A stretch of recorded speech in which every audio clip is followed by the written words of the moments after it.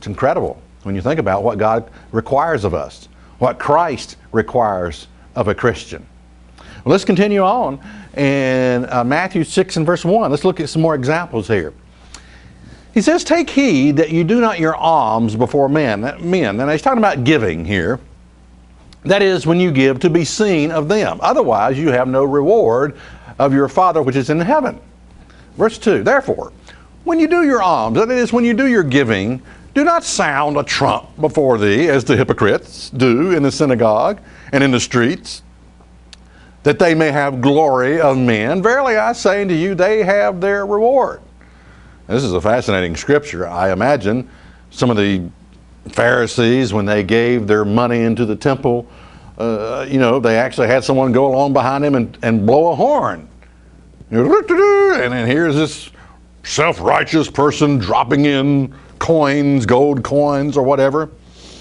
It says, don't do your giving to be seen of men.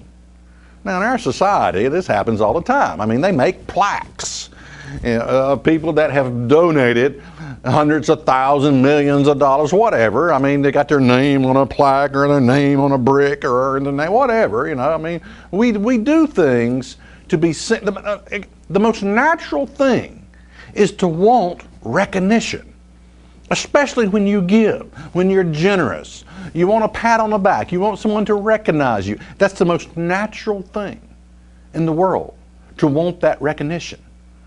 Well, let's notice what Jesus says here in Matthew 6 and verse 3. But you, when you do your giving, let not your left hand know what your right hand does, that your alms may be in secret, and your Father which sees in secret shall reward thee openly. It's between you and God. When you give, it's between you and God. No one else has to know about it. Okay?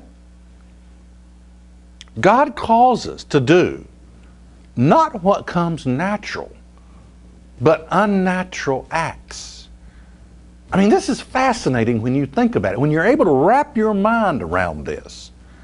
Now, I've met people that said they have a natural attraction toward a member of the same sex.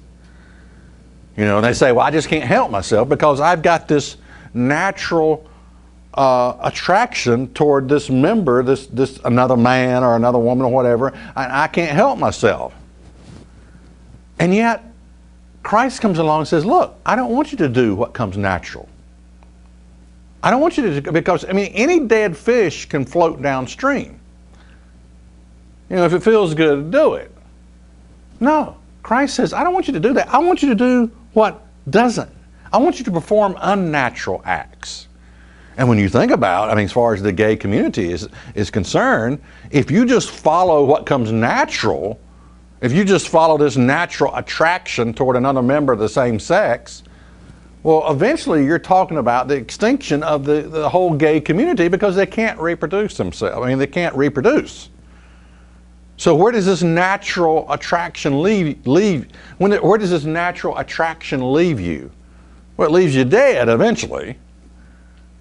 And we need to take that in consideration.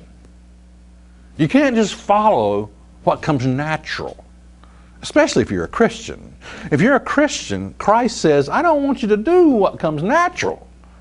I want you to perform unnatural acts.